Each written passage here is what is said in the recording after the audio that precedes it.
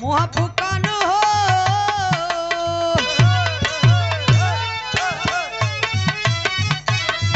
मुँह फुकाना रे छौकल छौकल कहाँ से ले आई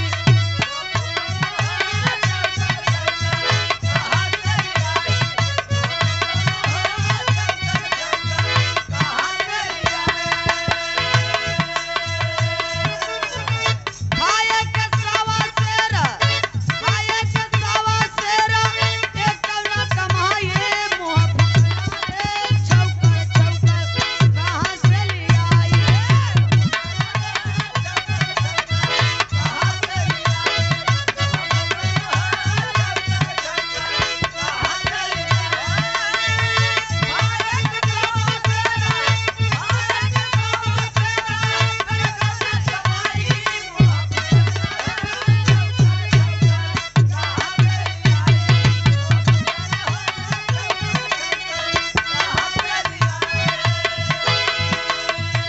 मांगेला गोड़ा वाता ना देले गोड़ी निया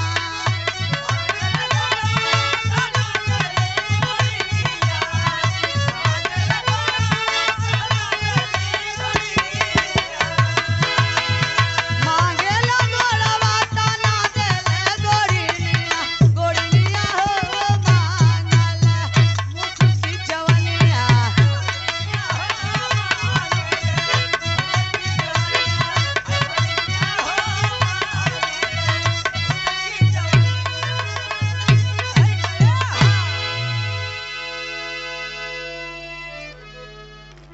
बाहर बिरहा बिरहा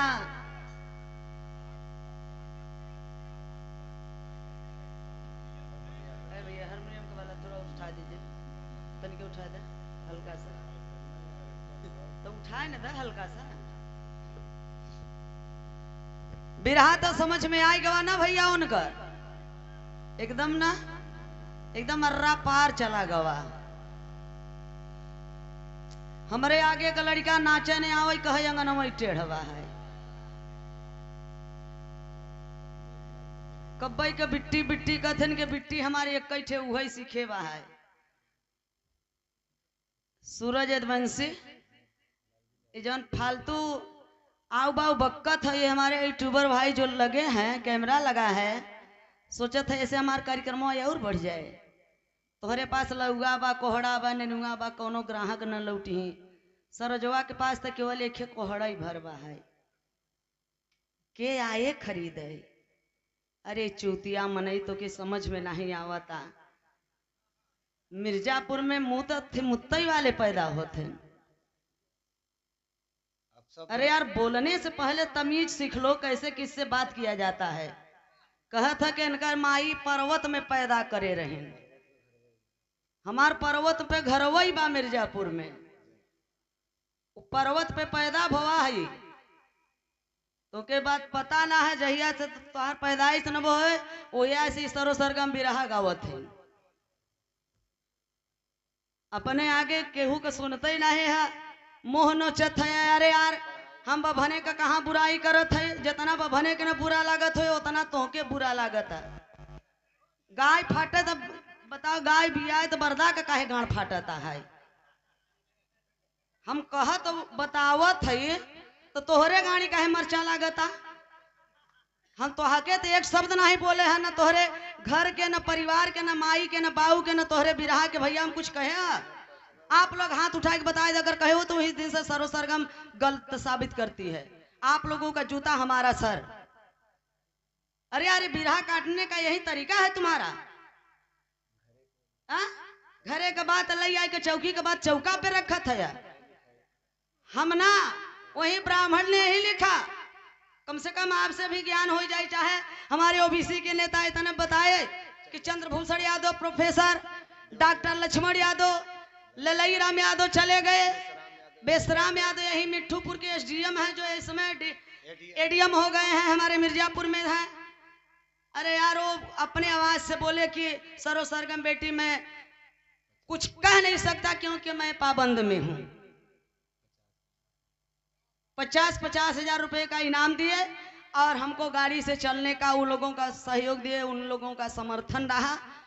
ब्राह्मण ने यही लिखा हमारे यादव समाज को, हमने गाली नहीं देंगे, डांटेंगे नहीं, बिगड़ेंगे नहीं, जिनको हमें बर्बाद किया, जिसने हमें लूटा।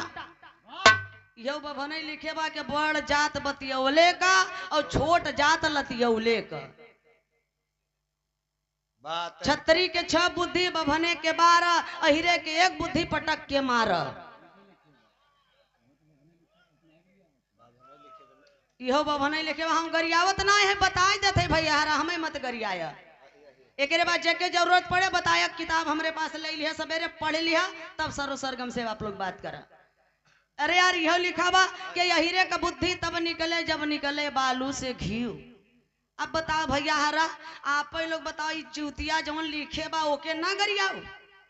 साढ़ी लड़का खाई लेते तवन उनमें से घी नहीं निकलता, तो चूतिया लिख दे के अहिर का बुद्धि तब निकले जब निकले बालू से घी।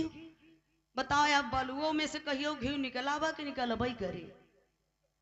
अही अहिर की एक बुद्धि, यही से कठिन अहिर, अही तो डसई एक बार पग पग डसई अहिर। हम नहीं कहत है सूरज वंशी, जाय के पढ़ लिया, वही बाबा नहीं लिखे बा कि अहिर ने सरे इतना नीच बा, इतना बेकार है कि सर पता ये कई बारी डसत था, लेकिन अहिर सारे इन्हें पग पग पर डसत थी। हम नहीं कहते यहाँ आई के जातिवाद फैलावत है, हम कहत है कि एक हो जा भैया हरा, एक हो जा, नहीं कुछ कही ना पौबा। तो कहा था कि मायावती के तू सबे खाई ली हो, अब अखिलेश के खाई ली हो, उपार ली है अकेले। बहु बात करत है, सोची था कि जाए कुछ न कहा, एक हो जाए बस। हमारा रिक्वेस्ट है इतने बा कि संगठन जब तक नहीं रहेगा तब तक हम लोग कुछ कर नहीं पाएंगे। एक होकर के लड़ना है अपने शासन, सत्ता, रोटी, कपड़ा, मकान के लिए और शिक्षा के लिए जरूरी है। हमारे बिरहे का मकसद सिर्फ एक ही था। और आपके पास जो भी ज्ञान है, आप कलाकार हैं, आप ज्ञान दीजिए, हमारे पास जो चीज है हम देंगे। और इतना ही ऐठत का है, बताओ चला है, हम पढ़े लिखे नहीं है, हमने चूतिया है। हमारे पति के कहते हैं कि यन माई कही दी है। मंच पे कलाकार माई रहे, चाहे बाप रहे, चाहे पति रहे, हम छोड़ेंगे नहीं। कलाकार वही होता है, देखे होगा फिल्म जोकर, जोकर फिल्म देखे है, मेरा नाम जोकर, के घर में लाश पड़ी रहा था, फिर भी वो हंसता रहता है, कभी चेहरा की लाइट नहीं जाती है। वही काम आज सरो सरगम कर रही है। हमारे घर में लाश पड़ी है, लेकिन सरो सरगम के चेहरा से मुस्कुराहट थोड़ा सा भी नहीं गया है। इतनी गम की बात है साथियों। लेकिन जहां तक बोला वहां तक अच्छा लगे। आप देखा है आदरणीय पिताजी, My qualification is MA in English Literature and graduation in Political Science and English and preparing a civil exam at Allahabad district. Past time you can talk English or Hindi, understand? हमार चलती बा के हमने DM नहीं बनने दिया है। यहीं ऊपर दा हम घर बारिकदापुर में जाके पता लगा ले है चुतिया सवेरे उल्टा। ए भैया, घरे के बात घरे पे मंच पे, यहाँ पर्सनल लाइफ की बात नहीं होनी चाहिए। आइए चलते हैं हम आप लोगों को लेकर के, क्योंकि अंग्रेजन के गरियावत है, मनाई गरियावा मनाई डटबा, लेकिन यहाँ जे सुनता ओके गरियाए बदे चोक ले लेता। हम विचार से, हम खून से रिश्ता नहीं मानते हैं, हम विचार से रिश्ता मानते हैं। प्रधान जी, खून का रिश्ता रहेगा परिवार समित ही रह जाएगा, और जो विचार का रिश्ता रहेगा वो समाज का काम करेगा, वो देश के लिए होगा। तो हम विचार के रिश्ते से चलते हैं, हम खून के रिश्ते से नहीं चलते हैं। सूरज वंशी, कान खोल के सुन लीजिए, और बोलने से पहले सोच समझ के तब बोला करिए। आइए, तोहरे नियर हम 99 लड़का से अंडा से लड़का थोड़ो पैदा हो, जब जानकारी भ तभी समाज के बताओ, जब जागो तभी सवेरा। आइए, क्योंकि हमारी आदत नहीं है, हम कंकड़ में छिट्टा मारेंगे तो छिट्टा हमारे भी ऊपर आएगा।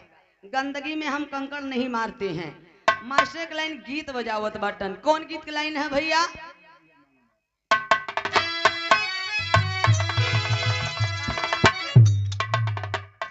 मिर्जापुर का ही गीत बा, सुना। मिर्जापुर मिर्जापुर चिल्ला था, कथा प्रयागराज है, प्रयागराज है भाई।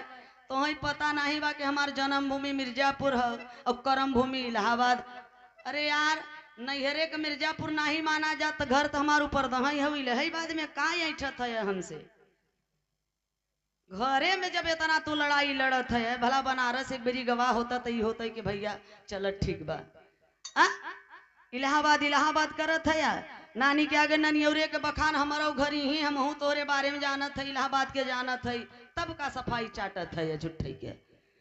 जिस रास्ते से गुजर रहे हो ना जिस रास्ते से गुजर रहे हो हम गुजर चुके हैं और जिस रास्ते से हम गुजर रहे हैं अगर तुम गुजरोगे ना तो गुजर जाओगे।